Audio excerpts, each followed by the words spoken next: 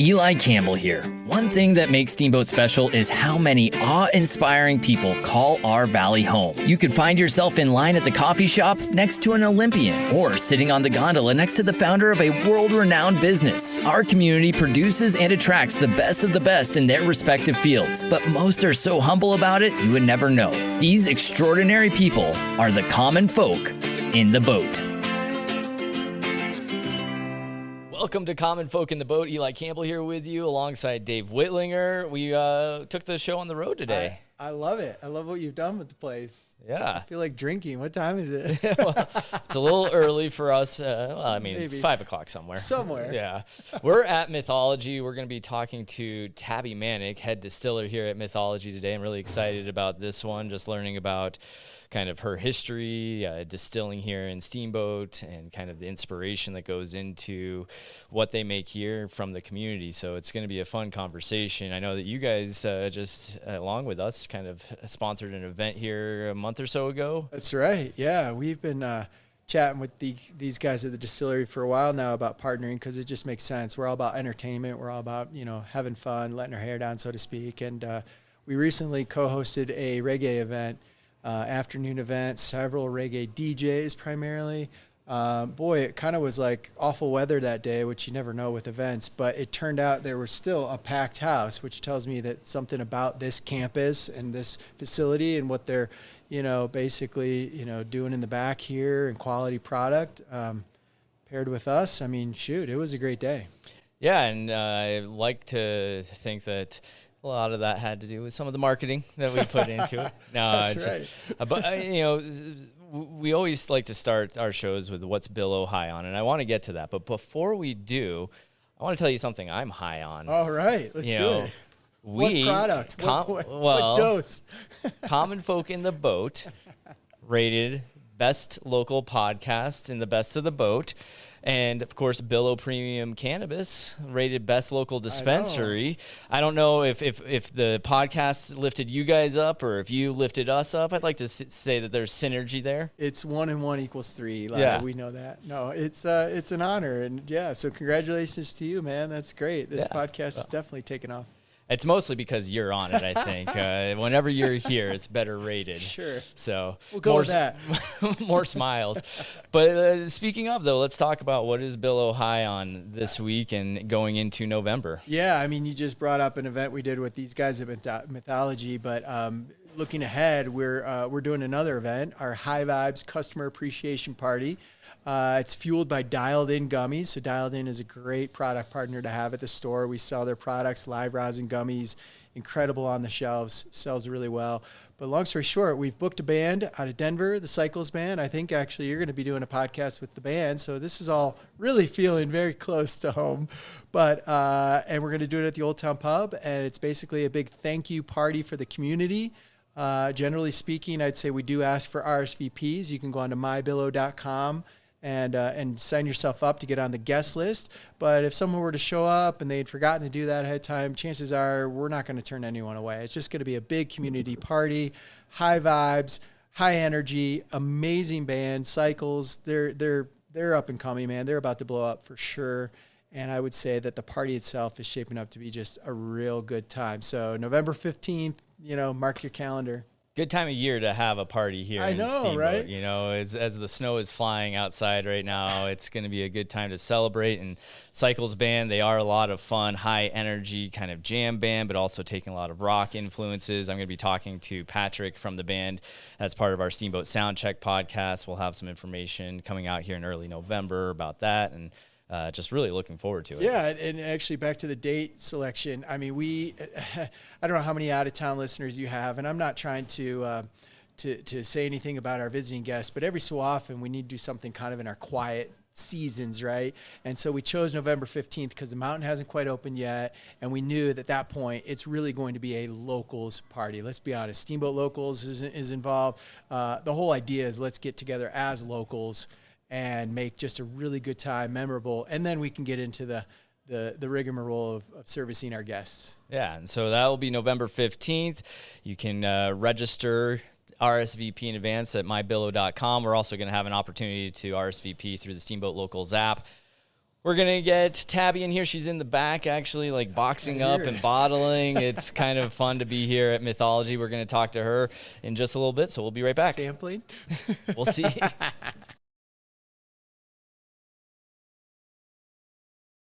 Welcome back to Common Folk in the Boat. We are here with Tabi Mannick from Mythology, head distiller. How are you doing? Oh, I'm fantastic on this beautiful Steamboat day. The snow's finally fallen. Yeah, it's finally starting to feel a little bit like winter. We're only a couple weeks away from the ski area opening up, which I want to get to a little bit, but this is kind of far away from where you grew up. You were from Alabama. The snow is probably not natural to you, is it? It's definitely not in our blood. Yeah. It's a hop, skip, and a jump, and we're terrified of it. You're terrified of it. Absolutely. So growing up, did you ever think that you would be in a small mountain town in northwest Colorado? Not even a little. Yeah. Yeah, I didn't think, 1 inch hits the ground and everything shuts down. It definitely wasn't what I saw in my future, but I'm not mad about it. Yeah. So obviously, Are you enjoying the winters like here? I mean, Yeah. So I've been through here for 1 or I guess yeah, you were 2 here winters. last. Yeah, I mean that's what I'm saying. Have you gotten excited about snow, or are you still sort of like, oh my God, it snowed, I can't go out of my house? So my first year, everyone, all my family was like, "Are you going to be okay? What are you going to do? It's got 2 Stock feet." up on food. Yeah, like, send you care packages and toilet right. paper. yeah, they were like concerned for my well-being, and I was like, "Guys, I'll be fine." And then, we got 2 foot one day, and I'm like, "All right, if this is as bad as it gets, all right, it's not that bad. Just drive slow and take it easy." And I'm always telling people from my town, especially, and where I grew up, friends, if like it can snow over a foot and schools don't close, roads are open, like you're expected to be at work. I mean, it's so funny when you think about it in other parts of the country. 1 inch, shut down the city. The threat of 1 inch. Like the first day I came out here and it snowed, I was like, do I have to go to work today? And everyone's like, yes. Yeah. I still try to pull that card. It just doesn't work.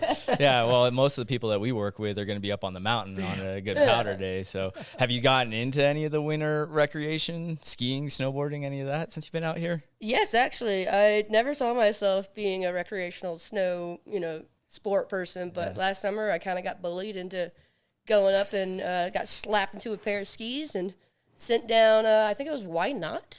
Yeah. And I survived. Yeah. I mean, And that's as good as it gets. That's all you need. As long as you survive and you have fun, it doesn't matter. You sort of had fun. I like the head nod there. The head nod was a telltale right there. It was mostly my friends who were trying to train me would take minis, little shooters, and throw it down a hill and be like, all right, go get it. And that actually proved to be very successful. It's like treat training for a dog. Yeah, like I was Pavloved. Absolutely. Have you found one? Did you have to shoot it? Yeah. Oh, well, there you go. Well, that's how they taught me to turn. Well, that's why Why Not became progressively like a double black. But I was up there forever. It's the motto of the day. Why not? yeah. When does this end? Yeah, well, it's one of the longest runs that you'll find in Colorado. But let's backtrack a little bit to even what brought you here. Obviously, was to be the head distiller here at Mythology. But how did you get into that line of work? What originally drew you into becoming a distiller? That's a good question. It's certainly not something you see on a majors list when you're going to college. Yeah. If it had, I would have been like that one. Yeah. So I always say the joke when people ask me, it's like, how'd you get into this? And it's like, well, I'd like to drink on the job and not get fired, which is a luxury. But I actually went to school for environmental science at the University of Alabama in Birmingham. And while I was doing that, bartending proved to be incredibly lucrative for making ends meet. Yeah. So I got into bartending, got good at it. And at one point, I was tapped to help open the tasting room for the first legal distillery in Birmingham since Prohibition. Oh, wow. So I became bar manager there to help design their bar, set up their tasting room. And that's when I was exposed to distilling. And I was one of the few people who could go in the back and interact with the distiller and brewer. And I'd go back there, and they're just back there making whiskey, hanging out with their dogs, chilling. And I was like, how do I do what you do? And that's kind of where it all began, where I just started helping them every day. I close the bar at night until I made a real big mistake. And one day after they left me, they kind of left me unchaperoned, and I was like, I can do this. And I overfilled a mash cooker with boiling hot mash, and it got in my boots, and it was everywhere, it was just boiling out. And I'm just limping around with a paddle and like one shoe on, one like trying to clean everything before they get back. And that's when I was like, I need to either leave the bar and do this full time, or decide. Yeah. And didn't really look back from there. And so, I mean, distilling, it's, there's certainly women in distilling, but it's underrepresented population within that work. So did you find, as you were coming up through that, were there any challenges? Were there any obstacles that you felt like you had to overcome, or was everyone pretty open to teaching you the ways?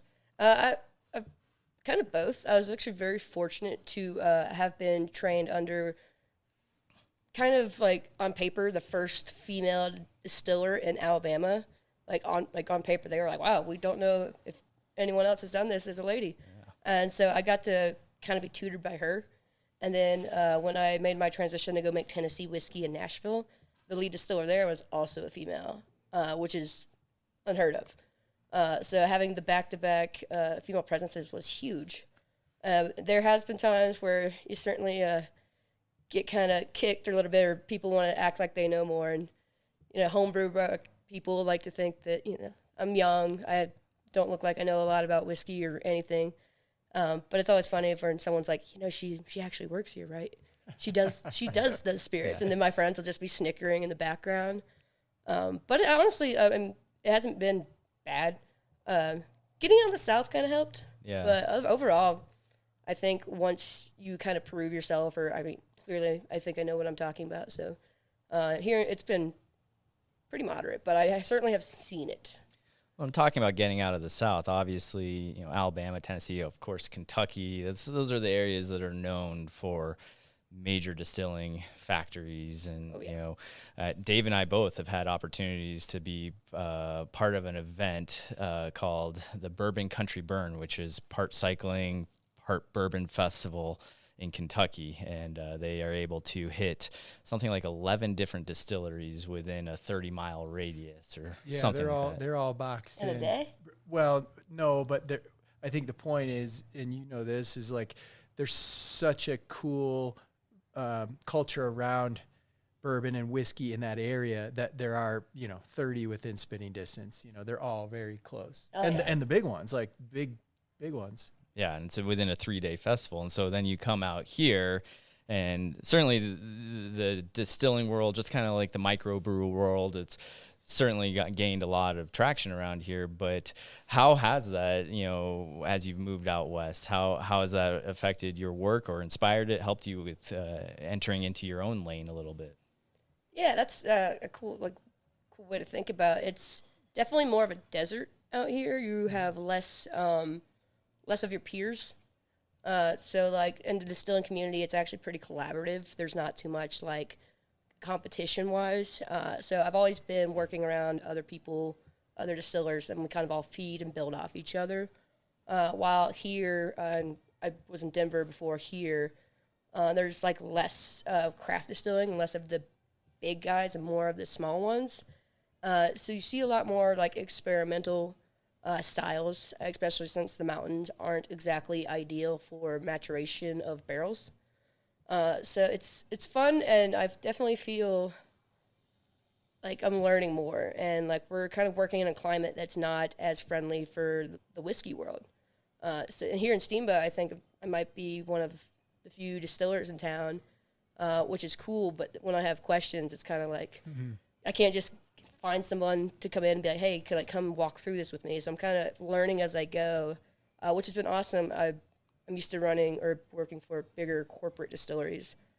So the opportunity to work for some small craft distillery in Steamboat Springs, Colorado, to make something truly local has been incredible.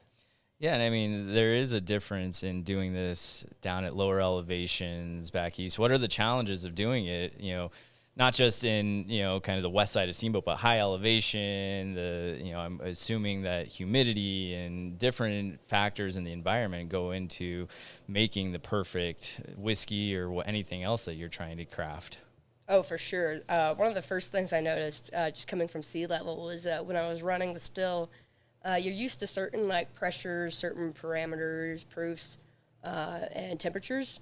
And then when I moved up here, I was like, why isn't this distillation going the way that I'm used to? And then it had a click in my head. It's like, oh, I'm at 7,000 feet elevation.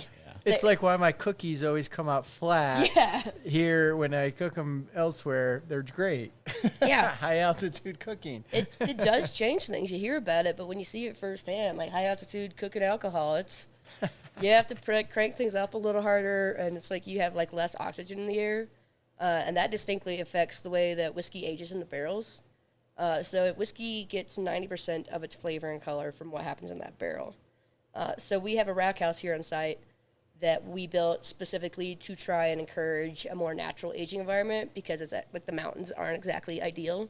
Yeah. You got high altitude and it's got like low humidity. Yeah. And we don't really have the best like hard seasons. Like we don't have hot summers, but we have cold winters. And like the heat of the summer is what makes that whiskey expand into those barrels. And when the whiskey gets cold, it constricts. And you want both. You want that whiskey to be going in and out of the wood. But we found here in Steamboat that we have less of that summer interaction that we need. So our rack house is cool. We actually built it with earthen floors, as there's a underground stream that runs under it. We figured out during construction, and we diverted it to run under the rack house. So the earthen floors allows the humidity from that stream to come up. And we also are trying out something a little unique called sonic aging, which has been being studied by different like companies and brands. But it's basically taking like subwoofers and speakers and blasting them at the whiskey barrels so they shake a little and that whiskey's interacting with the wood. So at any given point during the winter, if you just hear like Master of Puppets. I was gonna say so many questions. Yeah. That's why you guys did the reggae event here. You know, you're positioning it as a party, but it's really for the whiskey. It's really for the whiskey, actually. But you know, two birds, one stone. For the sake of our listening audience, what type of music, what song, best creates the best whiskey? Or whatever, you know what I'm saying? Studying it. It's like the old science project where you take a plant and you like put classical or rock and see which, you know, you can have your like classic rock whiskey to your Mozart whiskey. Is it one song or is it a whole like concert that builds? Is it like a genre? Is it a genre? So many questions. Well, and this, I was going to ask too, like, this is something I've been trying to teach my kids. I had an art teacher in high school that said that there are never any problems. Any problem is a possibility. And so, you know, as you're encountering these things at high altitude or anything, creating music for your whiskey, have you been surprised at a flavor that you've been able to develop that you didn't think might have come out of something that if you were doing it in a more corporate, traditional place? Yeah. Yes, it's definitely like different. It's different for like different spirits. While like let's take gin for example. Gin's like one of the like our biggest specialties here at Mythology, and we call ourselves master gin distillers. The cool thing about gin is that it's such a unique category where you can kind of get a little wild with it. As long as that base recipe is 51% juniper, you can kind of make your own spin on it, and there's a whole new evolution coming in the gin community that I am just a huge fan of, since everyone thinks of gin as your Tanqueray, your Bombays, that piney stuff that you drank out of a plastic pint when you were 16. That is not the case anymore. What? Yeah, Never. 7? No, not for you. I was more PBR type. We all had like that one gin day where like you did it once when you were younger, and you're like, I'm good. Oh, yeah. We all have that story, that alcohol. It's still like at 43 years old. It's like vodka. Like, I don't know. I had one experience when I was maybe not 21 yet. Who's asking questions? Yeah. Gin's kind of that fun one where like we can make like a lot of cool stuff with it, and we like to do local partnerships with our gin. We're still doing it every year. We do a gin with the Denver Botanical Gardens.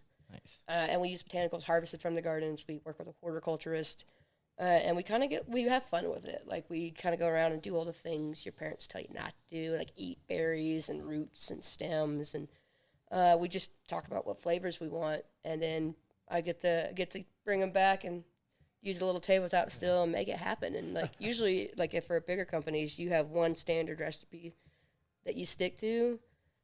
We kind of change it up a little every year just to make it interesting. And you kind of mentioned you have a partnership with Denver Botanical Gardens because you came from Denver and moved up here. Was that another for you as a distiller? Where you're like, oh, you're even going to throw more of a challenge at me now? Like, Yeah. What was it that brought you guys up here to Steamboat, and have you enjoyed the move up here? That's actually kind of the fun part. Was I joined Mythology kind of about 2 years ago, and right when I was in the hiring interview process, my boss Scott was like, "We are planning to move the distillery here in a couple months' time. If you take this job, would you be willing to move to Steamboat? Like, we'll take care of it." And in my head, I'm like, it's like, say less. Like, I've never been here a day in my life. Like, I did a Google search, and I was like, you betcha. Can I bring my dog to work? And he's like, yeah. Then I'm like, done. So ship me to the mountains. Yeah. And so I knew kind of going in that this was going to be a huge endeavor. And boy, howdy, it was. And the move kind of came as my boss, Scott Yates, he lives here in Steamboat. The other two, like their other two partners, also lived in Steamboat. So the idea was always to move it up here at some point. And when Butcher Knife Brewery went down, they saw the perfect opportunity to bring everything home. And in the larger sense, it's made everything significantly easier, as we had 3 warehouses in Denver. We had our tasting room, our like storage warehouse, and then we had our blending packaging warehouse. So we were constantly like driving between locations. There was just a big disconnect, and with Scott being up here, everything was just a little spread out. So it was really awesome to be able to bring everything home to Steamboat and consolidate and open up this facility where everything is here, bar is here, front of house is here, everyone can see what we're doing in person. So for someone that moved up here, sight unseen, basically, a Google search is how you found Steamboat. What was your initial impression when you came to town of the area, the community? What have you enjoyed most about it so far? Definitely the community, the small town feel with the like ski resort kind of in the background. It's not a ski town as much as like we're still like a community. It's not Vail, it's not Breckenridge. And I'm from rural Alabama, like small town, I think population maybe 2,000. I went to school with graduating class of 69 kids. So, it's, everybody. And then Birmingham itself was like you couldn't walk into a restaurant or bar and not, have someone there, And then moving to big cities like Nashville and Denver, you lost that. Like that sense of camaraderie, or that who's around you. And it was really welcoming. One of the first days that I spent here, I was walking my dog around downtown close to the courthouse, and people would stop and look you in the eyes and say, hey, and how are you doing? And that just didn't happen back in Denver. And I was just like, oh man, this is awesome, because I'm an outgoing person and I love engaging, especially with this community, because we're all in this together. We're out here, Yeah. We have our tourist season, but at the end of the day, we all have to take care of each other. Yeah. And that's the biggest vibe that I got. Does that community vibe influence anything that you're doing here within the flavors that you're developing, or anything else that you're doing here in the distillery? Absolutely. We try and work with a lot of local businesses. I'm actually developing a product with the Denver Botanical Gardens. It's going to be a Rocky Mountain liqueur. So I'm going to use all the botanicals related to the Rocky Mountains. Specifically, we're looking at using sarvis berries and the yampa plant as the base. So that's a really cool collaboration that got started early on, just with people coming in and being meeting the directors and meeting the horticulturist. And then we do a lot of collabs with Storm Peak and Mountain Tap as well. So we're kind of in digging ourselves into the community pretty deep. We they age their stouts in our barrels. Mountain Tap's age a saison in our barrels, and then I get the barrels back. And really, I usually put whiskey back into them. So we just released it last week, but we have an Imperial Stout finished bourbon with whiskey or Mountain Tap's cliffed out stout. Yeah. That's really awesome. So if you're a big stout drinker, I 10 out of 10 recommend that. Interesting. I've heard of, breweries, craft breweries in particular, using old aged whiskey barrels for their, to flavor their varietals, if you will. But I don't know if I've really heard of them coming back and then doing whiskey again in those. So that's pretty cool. I'd like to try that. Absolutely. Well, we can make that happen. You're in the right place. Yeah, I think I know where that can happen. Now, I just It's mean past noon. right. Yeah. Well, and I think too, I was here yesterday, and there was a pickle tasting going on. Yeah. I think there's you guys are doing more than just the spirits. You're actually aging some cucumbers here. That's actually that's a cool collab we're doing with Steamboat Resort. The head chef at the Mountain, Ryan, contacted us and was like, "Would you let me use a barrel to age my own pickles in?" And so that's what they did. They made their own brine. They put all these mini cucumbers in there, and we let it age for almost 2 weeks. And now those are going to be the pickles that are offered at, like, I think Hasey's and like Thunderhead, maybe Timber and Torch. So if you get a pickle at the Mountain with your burger this winter, it's probably out of that barrel. Will they have like a whiskey tint to it? I don't know. Like they'll have that flavor. They on the back end of them. I mean, pickle juice kind of overwhelms everything. Right, that's what I'm thinking. But they're gonna have this little like touch of whiskey to them. I got it on the back. I got a little taste of it yesterday, and yeah, it was on the back end. Like the initial taste is very much a pickle. Yeah. But then as you're kind of digesting a a little bit, burger or something. Yeah, Dang, it would, Now I'm hungry and thirsty. All right. Yeah, I gosh. can only help you.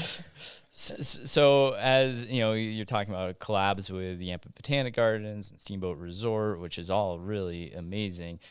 As you're looking ahead to your own career and your own kind of goals, what is the future here for you? And is there anything that you're really like kind of looking at in the future of distilling as in general, of something that you're really excited about? Oh yeah. So we got a lot of really cool stuff coming out. Especially, it's awesome that I get a lot of creative freedom, and we have the capability to be creative. And so it's really cool to be able to develop and, like, my opinion be listened to.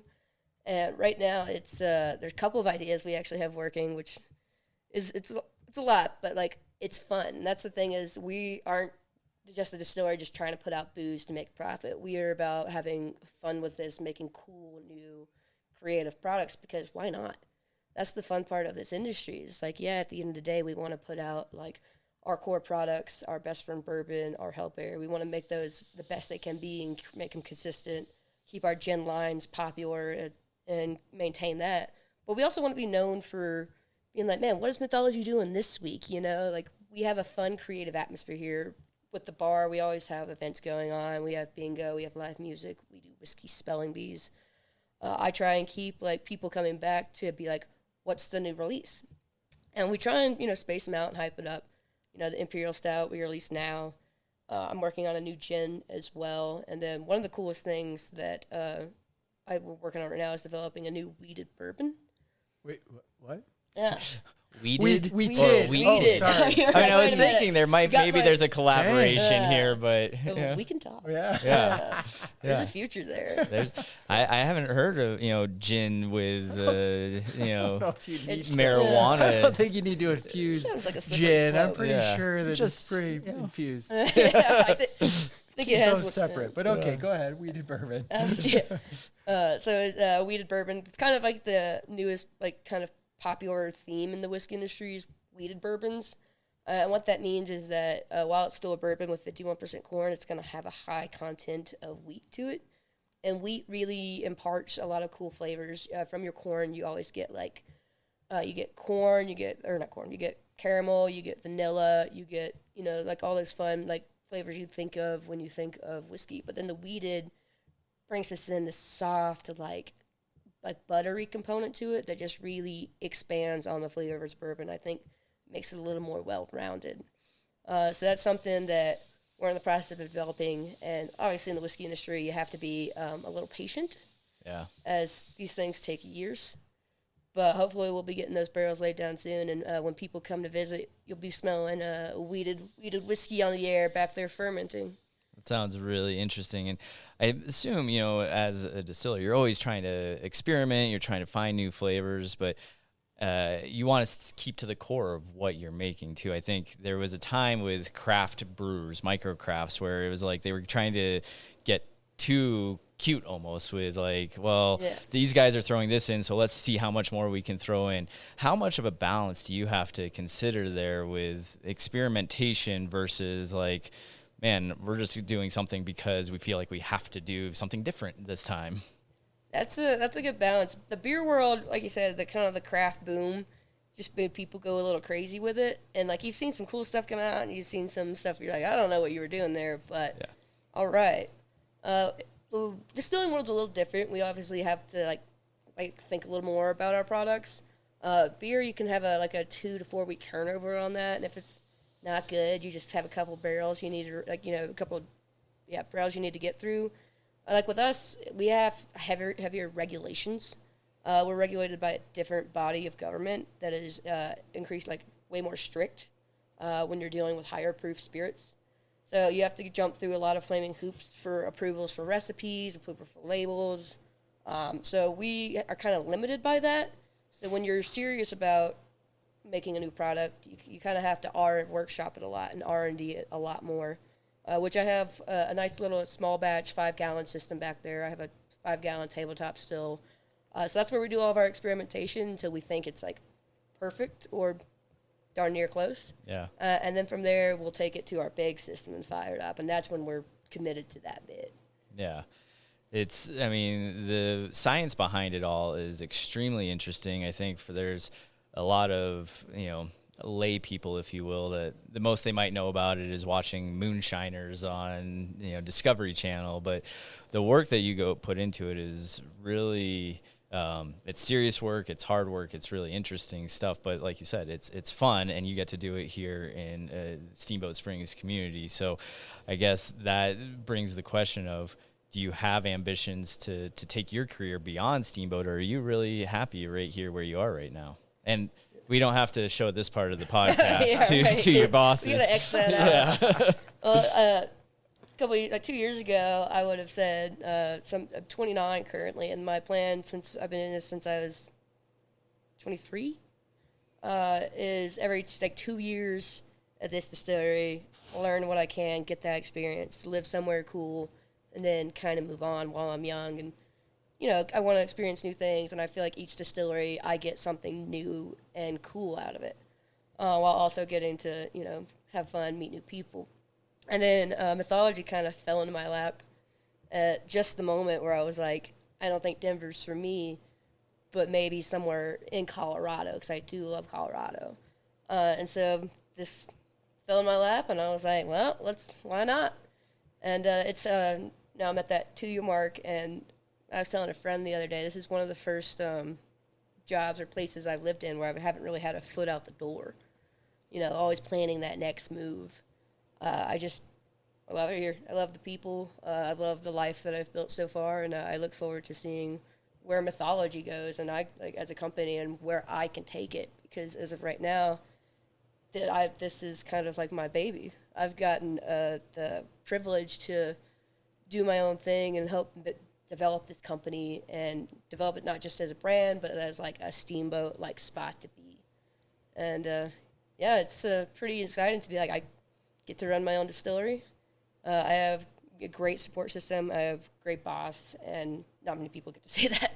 Yeah, it's hugely important. I would say I would agree with you 100%. When you find that right place that gives you the creativity that you're looking for, the flexibility to try, experiment without any sort of, hard, reprimand. I mean, we're all going to iterate and learn along the way, but it sounds like you found that support system in a great community to boot. So yeah, that's cool.